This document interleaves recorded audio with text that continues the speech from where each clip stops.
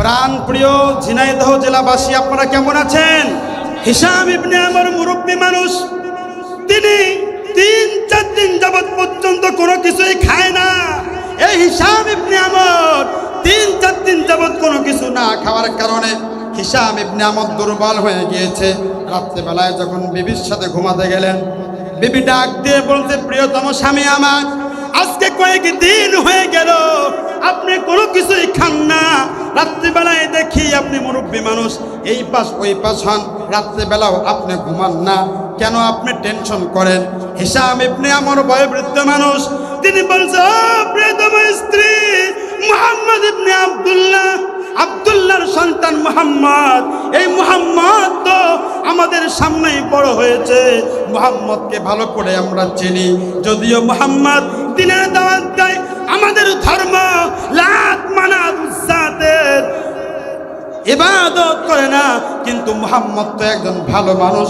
ওই ভালো মানুষটারে আবু জেহেল জেলখানার ভিতরে বন্দি করে খাবার না দিয়ে আজকে হত্যার পরিকল্পনা নিয়েছেন। জোরে জোরে বলেন নাউজুবিল্লাহ।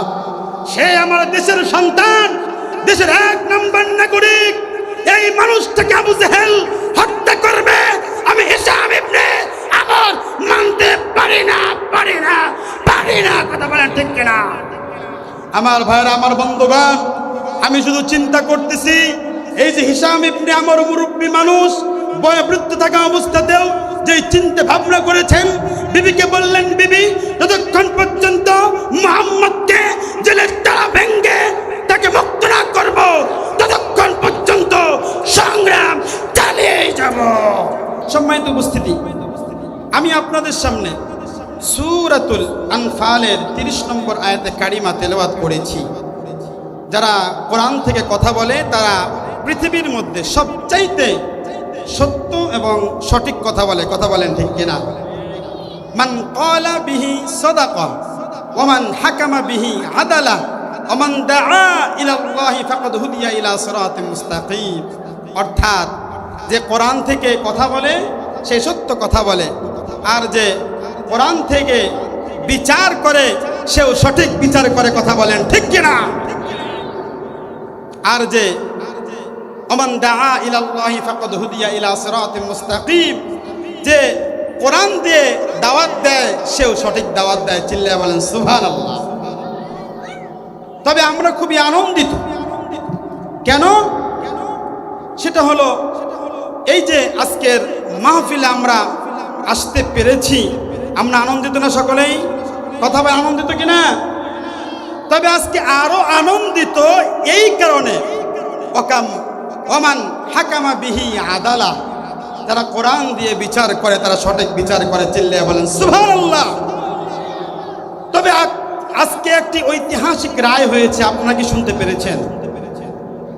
কথা বলেন, শুনতে পেরেছেন? যেই আদালতে কোরআনের পাখিদেরকে ফাঁসির রায় দিয়েছিল যেই ফ্যাসিস্ট, আজকে ওই ফ্যাসিস্টের ফাঁসির রায় হয়েছে। কথা বলেন ঠিক কিনা? আমার ভাইয়ারা, আমি বলতে চাই, এতদিন পর্যন্ত 17টি বছর পর্যন্ত যেই আদালতে ফ্যাসিস্ট এবং তার সাঙ্গপাঙ্গরা কোরআনের পক্ষে যারা কথা বলেছে, তাদেরকে যেই আদালতে ফাঁসির রায় দিয়েছিল, আজকে আল্লাহর কি বিচার?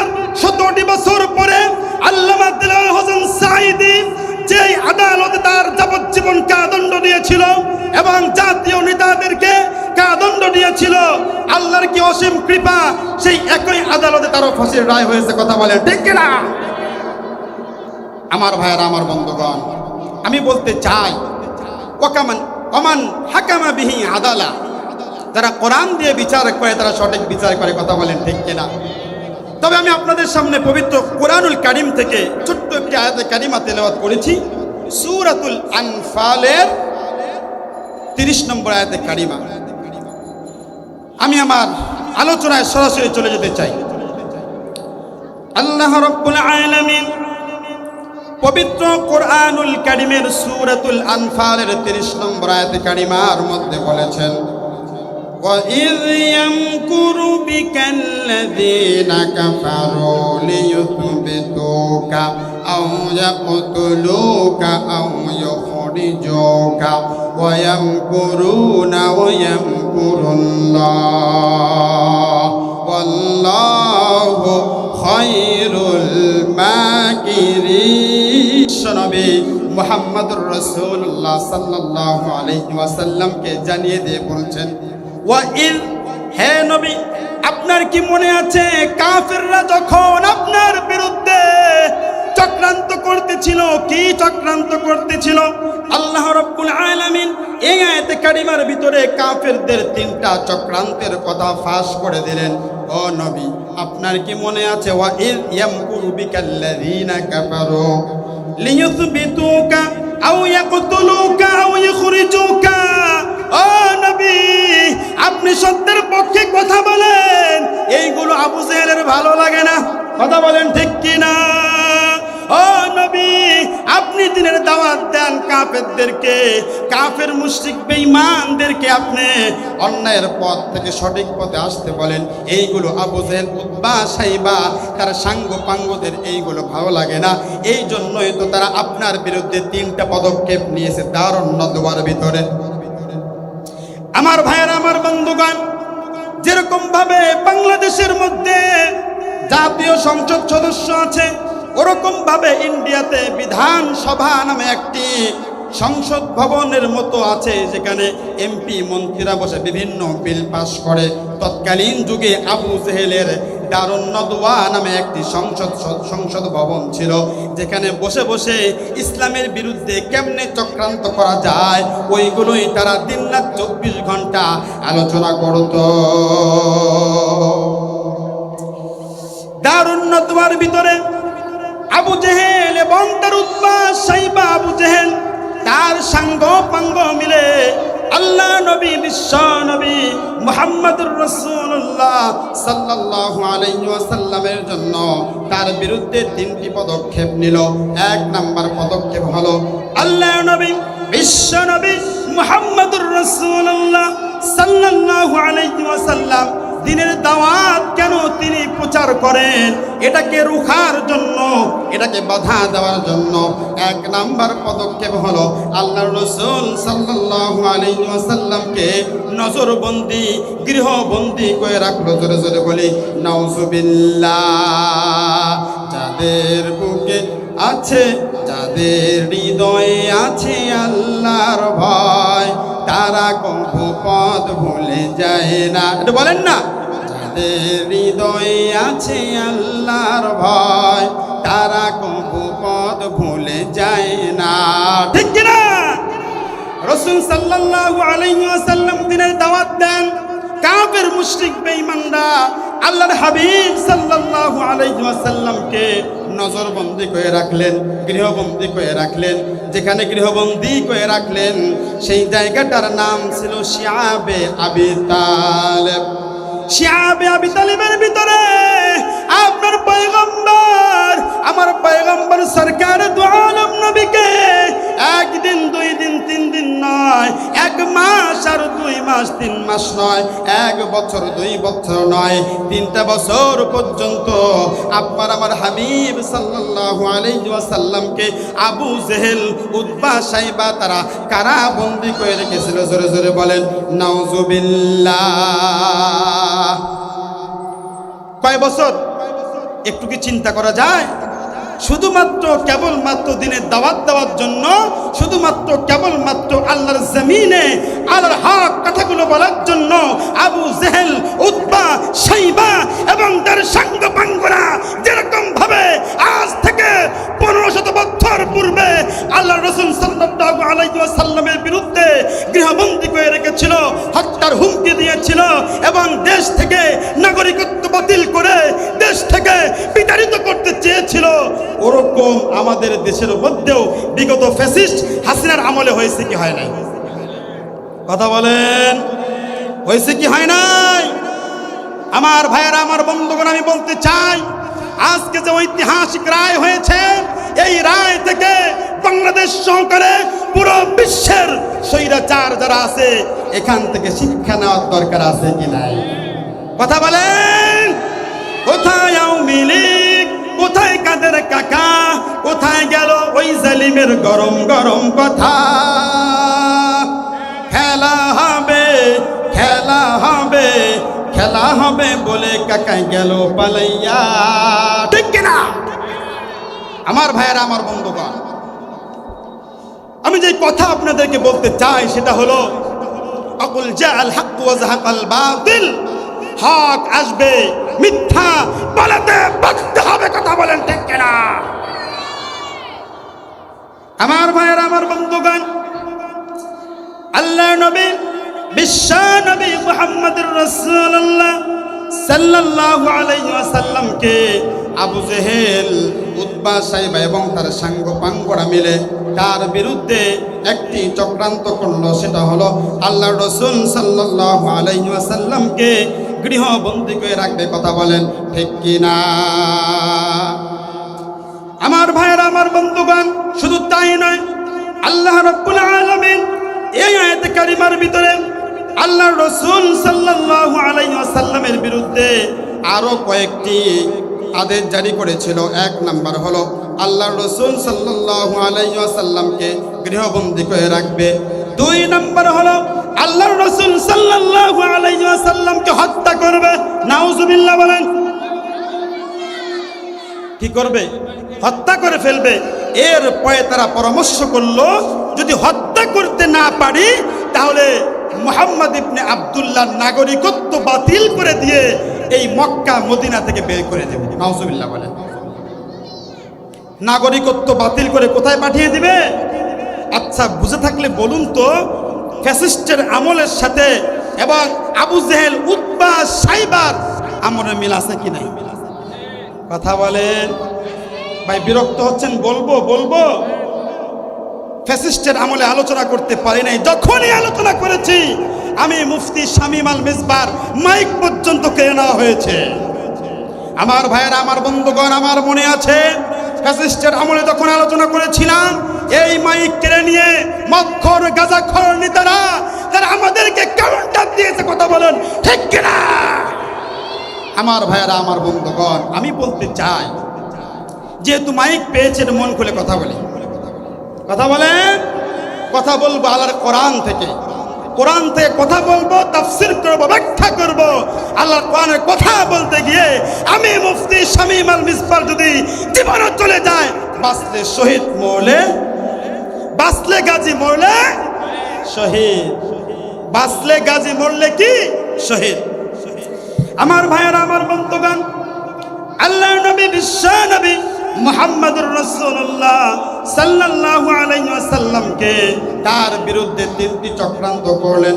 আল্লাহ রাব্বুল আলামিন বিশ্ব নবী মুহাম্মদুর রাসূলুল্লাহ সাল্লাল্লাহু আলাইহি ওয়াসাল্লামকে জানিয়ে দিলেন, ওয়া ইয ইয়ামকুরু বিকাল্লাযীনা কাফারু লিয়ুথবিতুকা আও ইয়াকতুলুকা আও ইউখরিজুকা ওয়া ইয়ামকুরুনা ওয়া ইয়ামকুরুল্লাহ। আল্লাহু আকবার।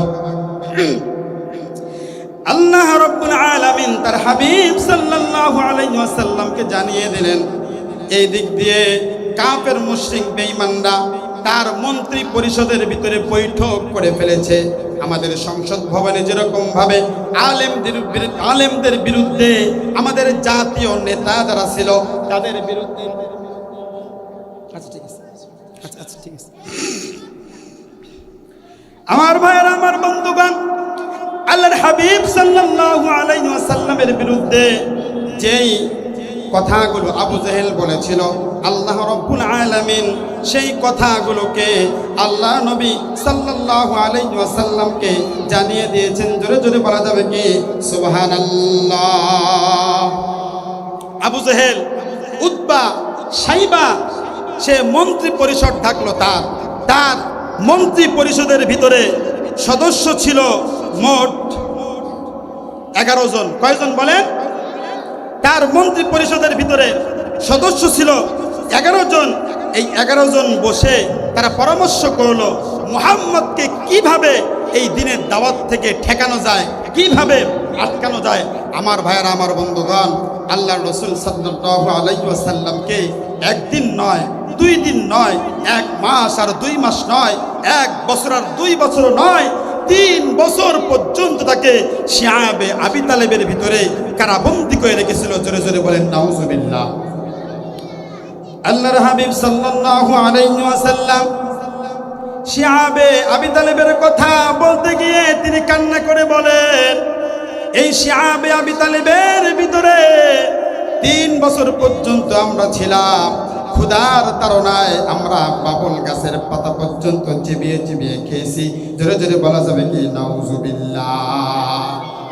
শিয়াবে আবি তালেবের ভিতরে মোট 53 জন মানুষকে, নারী পুরুষ এবং বাচ্চা সহকারে মোট 53 জনকে শিয়াবে আবি তালেবের ভিতরে বন্দী করে রেখেছিল।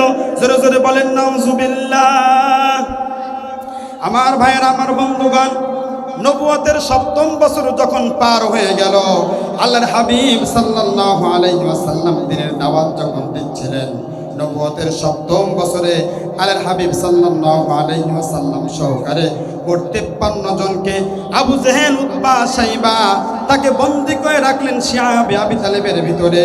আমার ভাইয়েরা, আমার বন্ধুগণ, প্রথমে আবু জেহেলের উদ্দেশ্য ছিল মুহাম্মদ ইবনে আব্দুল্লাহ, আমরা বলি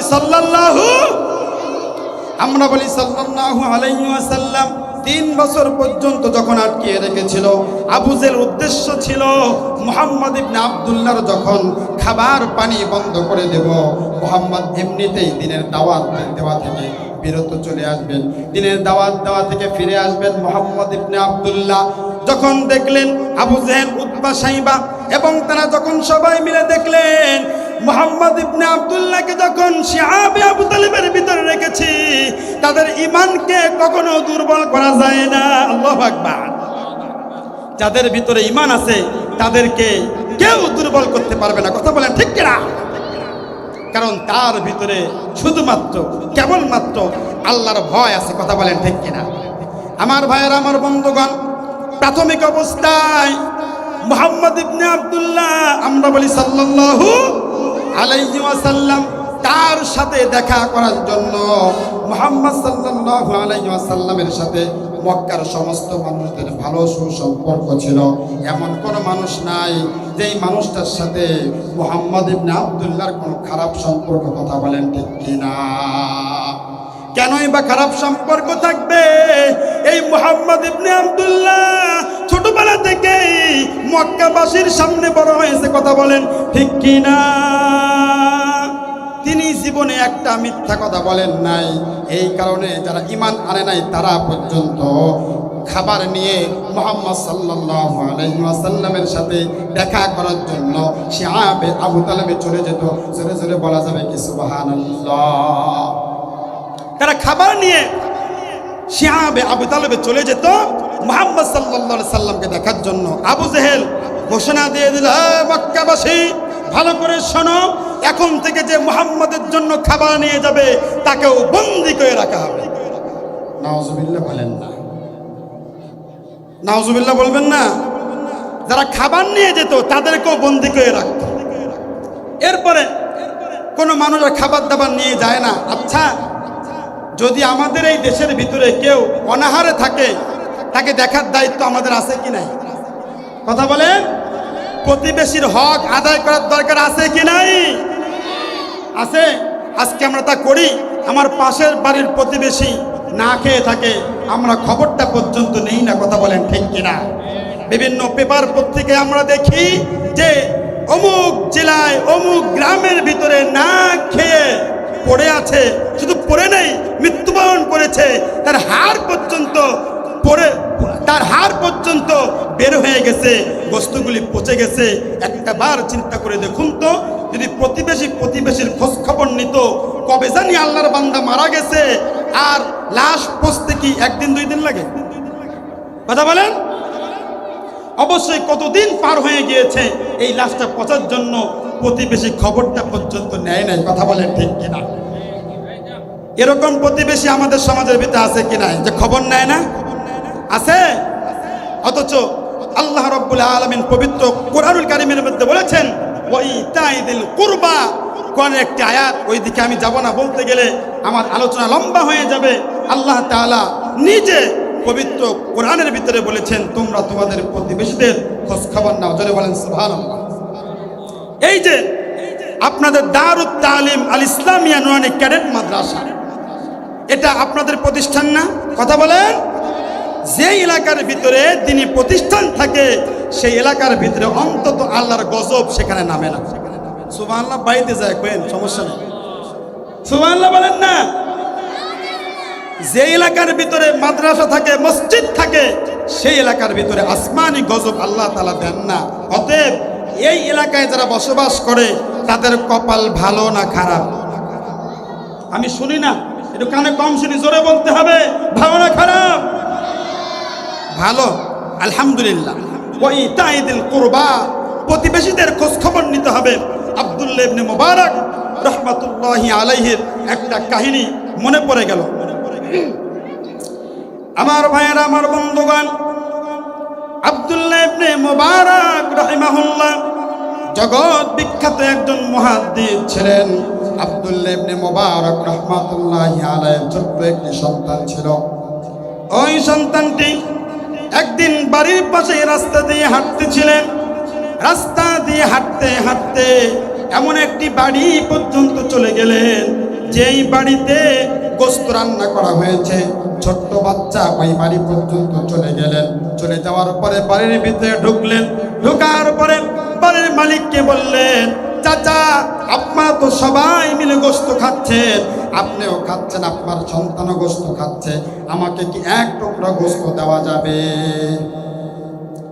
এই এটা একটু উঁচা করে দেন তো ভাই, নিচা হয়ে গেছে। উঁচা করা যাবে?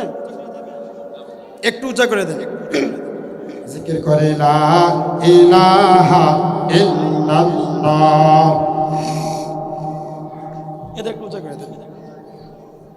এটা না, এটা না, এটা। ঠিক আছে। জিকির করি লা ইলাহা ইল্লাল্লাহ। এই ভাইয়া তাড়াতাড়ি দেন।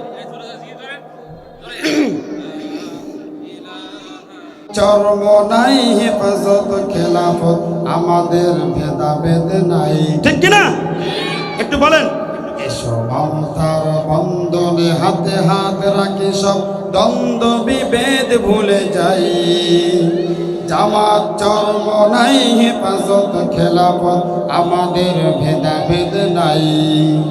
জামাত চর্ম নাই, হেফাজত, খেলাফত, আমাদের ভেদাভেদ নাই।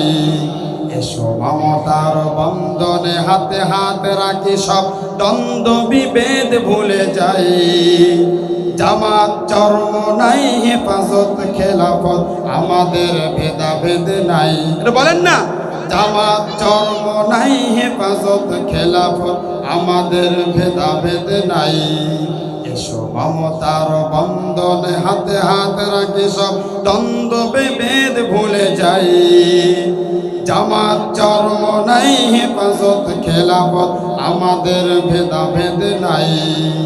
জামাত চর্ম নাই, হেফাজত, খেলাফত, আমাদের ভেদাভেদ নাই। চিল্লাবেন ঠিক কিনা? আমরা সব ইসলামী দল একসাথে যদি আমরা লড়াই করতে পারি, তাহলে নব্য কোনো ফ্যাসিস্ট এই বাংলাদেশে তৈরি হবে না। কথা বলেন ঠিক কিনা? আমার ভাইয়েরা, আমার বন্ধুগণ, আমি বলতেছিলাম আব্দুল্লাহ ইবনে মুবারকের কথা মনে আছে কি আপনাদের? প্রতিবেশীর হক সম্পর্কে আপনাদেরকে একটি কাহিনী শোনাতে চাচ্ছিলাম। আব্দুল্লাহ ইবনে মুবারক রাহমাতুল্লাহি আলাইহি ছোট্ট সন্তানটি রাস্তা দিয়ে হাঁটতে হাঁটতে একটি বাড়িতে চলে গেলেন। ওই বাড়িতে যাওয়ার পরে বাড়ির মালিককে বললেন, চাচা, আমাকে কি এক টুকরো গোশত দেওয়া যাবে? বাড়ির মালিক বললেন, না, এই গোশত তোমাকে দিতে পারবো না। ওই ছোট্ট বাচ্চাটি আবার চাইলেন, বাড়ির মালিক একই উত্তর দিল। এরপরে ছোট্ট বাচ্চাটি আবার চাইলেন। এরকম ভাবে একবার দুইবার নয়, তিনবার যখন ছোট্ট বাচ্চাটি গোশত চাইলেন, গোশত চাওয়ার পরে বাড়ির মালিক ছিল খুব বদ মেজাজি, সাথে সাথে সাথে ছোট্ট বাচ্চাটিকে ঘাড়ে ধাক্কা দিয়ে বাড়ি থেকে বের করে দিলেন। জোরে জোরে বলেন নাউজুবিল্লাহ। আব্দুল্লাহ ইবনে মুবারকের সন্তানটি ওই বাড়ি থেকে বের হয়ে হাঁটতে হাঁটতে তিনি বাড়ির দিকে যাচ্ছিলেন।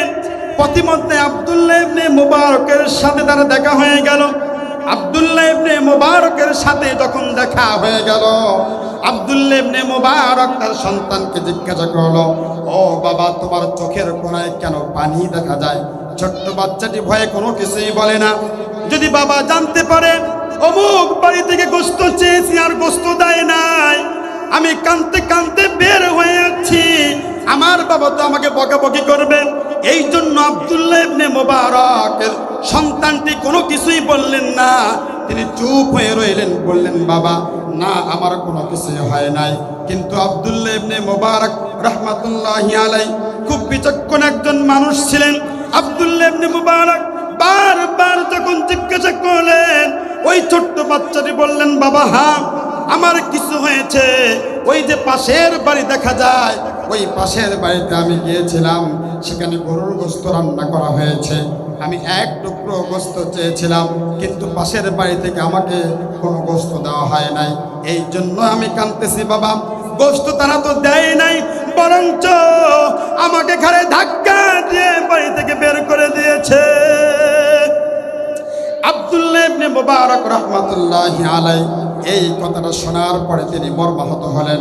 তিনি চিন্তা করতে লাগলেন, আমি একজন ইমাম মানুষ, আমি একজন হুজুর মানুষ, আর আমার সন্তানের সাথে কোন বাড়ির মালিক খারাপ ব্যবহার করেছে, আমি একটু দেখব। আব্দুল্লাহ ইবনে মুবারক বাচ্চাটির হাত ধরে ওই বাড়ি পর্যন্ত চলে গেলেন। বাড়িতে যাওয়ার পরে বাড়ির মালিককে লক্ষ্য করে বলছেন, ও ভাই, এই ছোট্ট বাচ্চাটি কি তোমার কাছে এসেছিল কিছুক্ষণ পূর্বে? ওই বাড়ির মালিক বললেন, হ্যাঁ, এই ছোট্ট বাচ্চাটি আমার বাড়িতে এসেছিল। তখন আব্দুল্লাহ ইবনে মুবারক বলছেন, এই ছোট্ট বাচ্চাটি কি তোমার নিকটে গোশত চেয়েছিল? ওই লোকটি বলছে, হ্যাঁ, গোশত চেয়েছিল। তুমি নাকি তার সাথে খারাপ ব্যবহার করেছিলে? বলল, হ্যাঁ, আমি তার সাথে খারাপ ব্যবহার করেছি। আব্দুল্লাহ ইবনে মুবারক রাহমাতুল্লাহি আলাইহি তাকে বললেন, এই ছোট্ট বাচ্চাটি গোশত চেয়েছে, তুমি কি এক টুকরো গোশত তাকে তুমি দিতে পারলে না? ওই লোকটি চোখের পানি ছেড়ে দিল। ছাড়ার পরে বলছে, হুজুর, আমি যেই গোশত খাচ্ছি এই গোশত আমার জন্য জায়েজ, আপনার জন্য না জায়েজ। কথা বুঝতে পারছেন? আমি যে গোশতগুলি খাচ্ছি এই গোশতগুলি আমার জন্য, আমার পরিবারের জন্য জায়েজ, কিন্তু আপনার জন্য, আপনার সন্তানের জন্য এই গোশতগুলি না জায়েজ। এই গোশতগুলি আমি আর আপনার সন্তানকে দিতে পারবো না। ওই লোকটি কোনো কিছুই বলে না, শুধু চোখের পানি ফেলে আর কান্না করে বলে যে, হুজুর, আমি কেন জায়েজ না জায়েজ বললাম এটা আমি আপনাকে বলতে পারবো না, তবে এতটুকুন কথা আমি আপনাকে বলতে চাই যে এই গোশত আমি রান্না করেছি, এই গোশতগুলি আমার জন্য জায়েজ আর আপনার জন্য না জায়েজ। আব্দুল্লাহ ইবনে মুবারক রাহমাতুল্লাহি আলাইহি ছেড়ে দেওয়ার পাত্র নন। তিনি বারবার তাকে জিজ্ঞাসা করলেন, যতক্ষণ পর্যন্ত তুমি আমাকে না বলবে এই গোশত তোমার জন্য কেন জায়েজ আর আমার জন্য না জায়েজ, এইটা তুমি না বলবে, ততক্ষণ পর্যন্ত তোমার বাড়ি থেকে আমি যাব না। জোরে জোরে বলা যাবে কি সুবহানাল্লাহ? জিকির করি লা ইলাহা ইল্লাল্লাহ।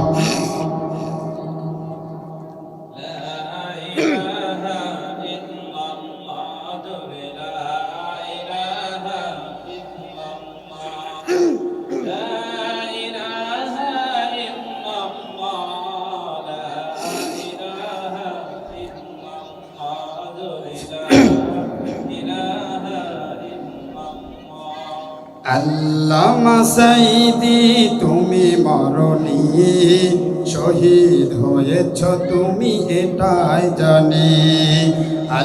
বলেন না সকলে, আল্লামা সাইদি তুমি মরণি, শহীদ হয়েছ তুমি এটাই জানি, শহীদ হয়েছ তুমি এটাই জানি।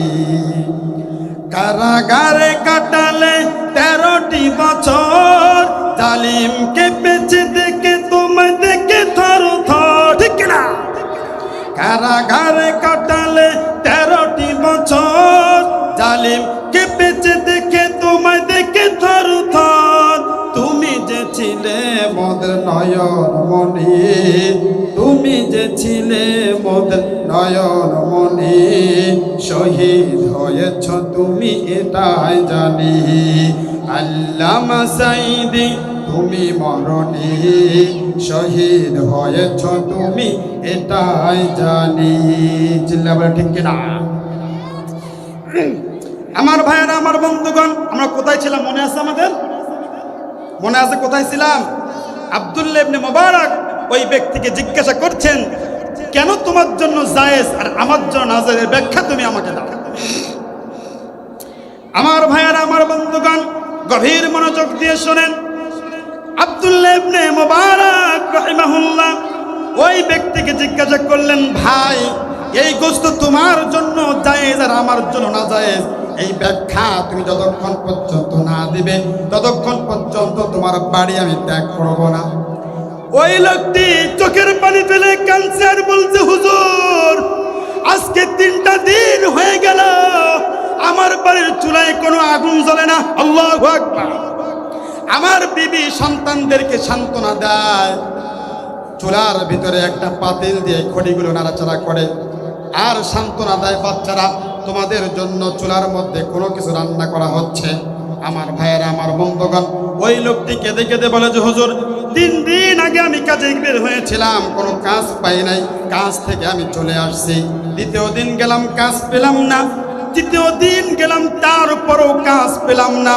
আজকেও যখন আমি কাজ খুঁজতে গেলাম, আমি কাজ যখন পেলাম না, প্রতিমধ্যেই দেখতে পাই কে বা কারা যেন একটি মরা গরু মাঠের মধ্যে ফেলে চলে যাচ্ছে। আমি সাথে সাথে তারা চলে যাওয়ার পরে চামড়াগুলো খুলে কিছু পরিমাণ গোশত এনে আমার বিবিকে দিয়ে বলছে, এই গোশতগুলো রান্না করো। ওই লোকটি কেঁদে কেঁদে বলছে, হুজুর আজকে 3টা দিন হয়ে গেল আমার সন্তানরা মুখের ভিতরে কিছু দেয় না, আমার স্ত্রী মুখে কিছু দেয় না। এই জন্যই বললাম, আমি ভালো করেই জানি এই বাচ্চাটি আপনার সন্তান আর আপনার সাহেবে নিসাব, আপনার জন্য মরা গরুর গোশত খাওয়া জায়েজ নাই। আমি গরিব মানুষ, আমি খাবার কিনতে পারি নাই, কামাই করতে পারি নাই, এই জন্যই তো আমার জন্য এই গোশতগুলি খাওয়া জায়েজ, এই জন্য আমি আপনাকে গোশতগুলি দেই নাই।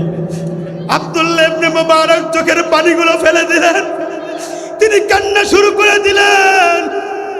সাথে সাথে রবকে ডেকে বলছে, আল্লাহ আমার পাশের প্রতিবেশী এই পরিমাণ ক্ষুধার্ত, আজকে 3টা দিন হয়ে গেল তাদের পেটে কোনো খাবার যায় না, আজকে 3টা দিন হয়ে গেল আমি প্রতিবেশী হিসেবে তাদের কোনো খোঁজ খবর নিতে পারলাম না। আব্দুল্লাহ ইবনে মুবারক আল্লাহর কাছে বলছে, আল্লাহ কাল কঠিন কিয়ামতের ময়দানে তোমার কাছে কি জবাব দিব? এই চিন্তা করতে করতে আব্দুল্লাহ ইবনে মুবারক চিন্তা করতে লাগলেন, আমি তো এই বছর হজ করতে চেয়েছিলাম, হজের উদ্দেশ্যে বের হব নিয়ত করেছিলাম। আব্দুল্লাহ ইবনে মুবারক রাহিমাহুল্লাহ ওই ব্যক্তিকে বলেন, ভাই তুমি থামো। কিছুক্ষণের মধ্যে আব্দুল্লাহ ইবনে মুবারক তার হজ করার সমস্ত টাকা পয়সাগুলো এনে ওই ব্যক্তির নিকটে দিয়ে বলে, ভাই আমি হজ করার জন্য এই বছর যতগুলি টাকা রেখে দিয়েছিলাম, এই তো কিছুদিন পরে আমি হজ করতে যাব, এই টাকাগুলো তুমি রেখে দাও, তোমার পরিবারের জন্য টাকাগুলো তুমি খরচ করবে। আর বলল, ভাই ওই কিয়ামতের ময়দানে যেদিন রব্বুল আলামিন মানুষদের বিচার করবেন, ওই কিয়ামতের ময়দানে তুমি কিন্তু আমি আব্দুল্লাহ ইবনে মুবারকের জন্য কোনো নালিশ করো না, আমি আব্দুল্লাহ ইবনে মুবারকের বিরুদ্ধে কোনো নালিশ করো না। প্রতিবেশী হিসেবে তুমি প্রতিবেশীর কোনো খোঁজ খবর আমি নিতে পারি নাই, কিয়ামতের ময়দানে তুমি আল্লাহর কাছে আমার বিরুদ্ধে নালিশ করো না। জোরে জোরে বলা যাবে কি সুবহানাল্লাহ। আমার ভাইয়েরা, আমার বন্ধুগণ, টাকাগুলো যখন দিলেন, ওই লোকটি বলছে, হুজুর না, টাকাগুলো আমি নেব না, আমরা গরিব হইতে পারি বটে, হুজুর ততটাও গরিব নয় যে মানুষের দ্বারে দ্বারে আমরা হাত পাতবো আব্দুল্লাহ ইবনে মুবারক বললেন, ভাই আমি তোমাকে ভিক্ষা দিচ্ছি না, প্রতিবেশী হিসেবে প্রতিবেশীর দায়িত্ব পালন করছি। আল্লাহু আকবার।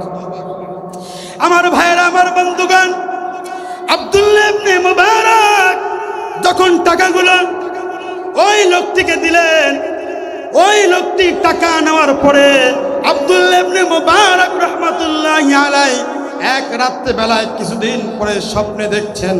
আব্দুল্লাহ ইবনে মুবারক স্বপ্নে দেখার আগে আব্দুল্লাহ ইবনে মুবারকের এক বন্ধু হজ থেকে ফিরে এসে আব্দুল্লাহ ইবনে মুবারককে বলছে, বন্ধু তুমি তো হজে গিয়েছিলে, ওই হজ থেকে তুমি কবে বাড়িতে আসছো? জোরে জোরে বলেন সুবহানাল্লাহ।